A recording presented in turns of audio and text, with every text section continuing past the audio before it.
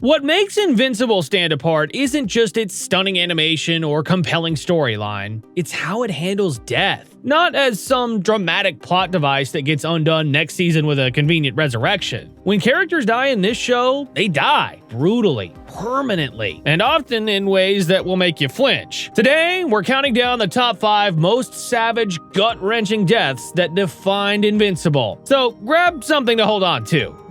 It's intense. Number 5. The Guardians of the Globe Massacre. Before Mark Grayson ever put on the suit, Earth was protected by the Guardians of the Globe. Red Rush, War Woman, Darkwing, Green Ghost, Aquarius, Martian Man, and the Immortal. These weren't B-list heroes. These were legends. Then came that night. Emergency signals are blaring across the city. They arrive at headquarters one by one, only to find the threat already there, smiling. Nolan Grayson, Omni-Man. What follows isn't just a fight, it's a massacre. Red Rush, the first to realize what's happening, has his skull slowly crushed in Omni-Man's grip. War Woman's neck snaps with casual precision. Darkwing is pulverized against the floor. Green Ghost attempts to phase through Nolan, only for him to expand his lungs inside her phased form, ripping her apart from within. Aquarius is smashed against a wall until his body bursts. Martian Man's stretchy form is torn apart when he tries to envelop Omni-Man. And the Immortal, the one who always comes back, is impaled and ripped in half. 7 heroes, 7 deaths, 7 minutes. This wasn't just shock value, this was Invincible establishing its rules. Nobody is safe, power doesn't guarantee survival, and the worst monsters often wear the friendliest faces. Number 4. The Immortal's second death. After the Guardian Massacre, the Immortal's severed body is recovered and reanimated. He awakens with one burning thought: revenge against Omni-Man. Their rematch unfolds in the Stratosphere, where, for a brief moment, it seems the Immortal might win. His fists connect with brutal precision, drawing blood from Nolan's nose. Then, everything changes. You never learn, Nolan says, his voice terrifyingly calm. What happens next plays out on live television for the entire world to see. Omni-Man punches through the Immortal's chest, grabs his spine from behind, and tears him vertically in half from head to groin. The savage nature of this death isn't just in its graphic violence, it's in the message Omni-Man sends it with. A public execution announcing to Earth and to his son Mark that resistance is punishable by the most extreme measures imaginable. Number 3. Conquest's defeat. If you thought Omni-Man was terrifying, Conquest makes him look almost reasonable. Ancient even by Viltrumite standards, white-haired and battle-scarred with a cybernetic arm, Conquest doesn't fight for duty or empire. He fights because he loves it. When he arrives on Earth, the sky breaks, the ground trembles, and that sick, eager smile tells you everything. The fight takes its darkest turn when Adam Eve intervenes and is brutally struck down, left broken and bleeding out. The look on Mark's face changes everything. What follows isn't a superhero fight, it's a blood-soaked primal brawl. Mark doesn't hold back anymore. He doesn't quip or strategize. He just hits Conquest. Again and again. His knuckles split. His teeth crack. Bones break with each impact. But he doesn't stop. The end comes with Mark straddling Conquest's chest, grabbing his head with both hands, and driving his forehead into Conquest's face. Over and over. Each impact sounds wetter than the last. Blood sprays with every hit. Conquest's skull gradually caves inward, his taunts turning to gurgles. When it's over, Mark is unrecognizable, covered in blood, swaying on his feet. He's won, but at what cost? Something inside him changed that day. He learned that sometimes, to beat monsters, you have to become one yourself. Number 2. Angstrom Levy's demise. A dimensional traveler with the ability to connect with his alternate selves across the multiverse, Levy begins as a genius with noble intentions. But a catastrophic encounter with Invincible fuses thousands of his alternate minds into his body, leaving him physically deformed and mentally fractured. In Levy's shattered perception, Mark Grayson is a monster who ruined his life. His obsession drives him to kidnap Mark's mother and infant half-brother as bait. When Mark arrives, what unfolds isn't just a battle, it's a mental breakdown on both sides.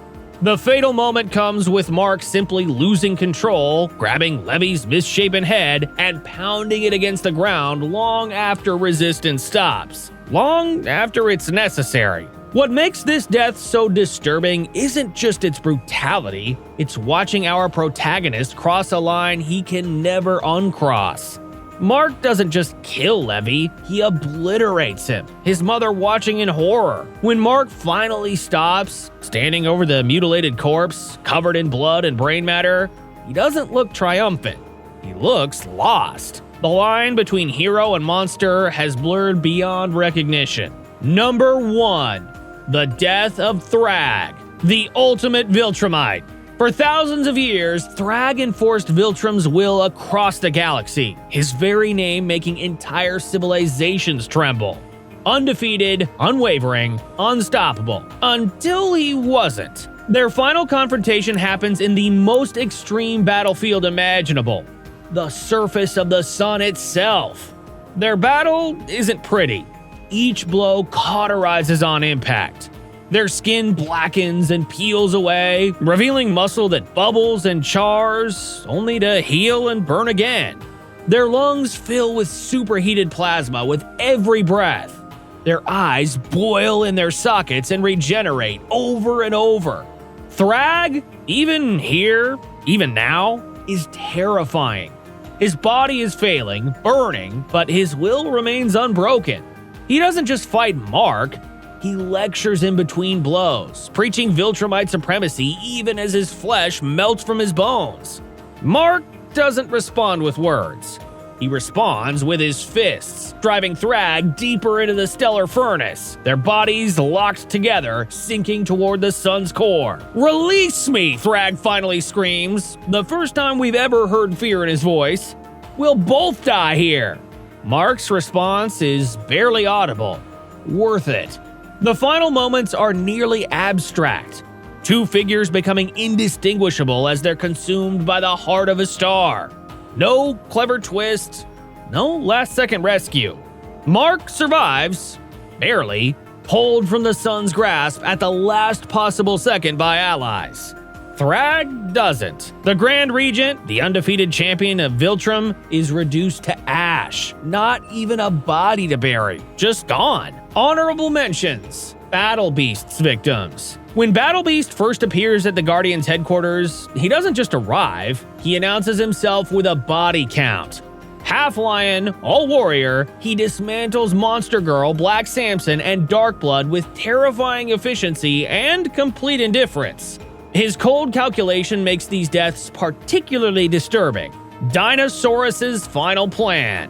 A human scientist who transforms into a super-intelligent dinosaur-human hybrid, Dinosaurus believes humanity needs aggressive guidance to avoid extinction.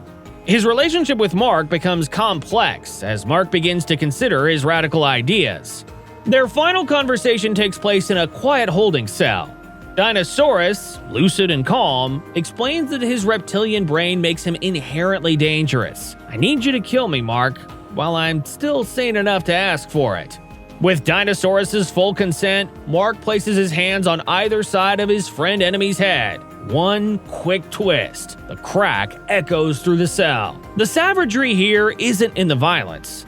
It's in the philosophical horror. A being intelligent enough to recognize his monstrosity, choosing death as the only moral option. Cecil Stedman's end. Not all deaths in Invincible are explosive. Cecil Stedman, the pragmatic head of the Global Defense Agency, meets his end at the hands of a robot. No dramatic final words, no heroic last stand. Just a quiet neck snap across the desk. The chilling part is the resignation in Cecil's eyes and Robot's calm efficiency as he arranges Cecil's body almost respectfully before walking out to assume control of the world. What makes death in Invincible different isn't just the blood or the brutality, it's the weight. When characters die in this world, it matters. It changes things. It leaves scars. From Thragg's Solar Pyre to the Guardians Massacre, Invincible never lets us forget what violence costs.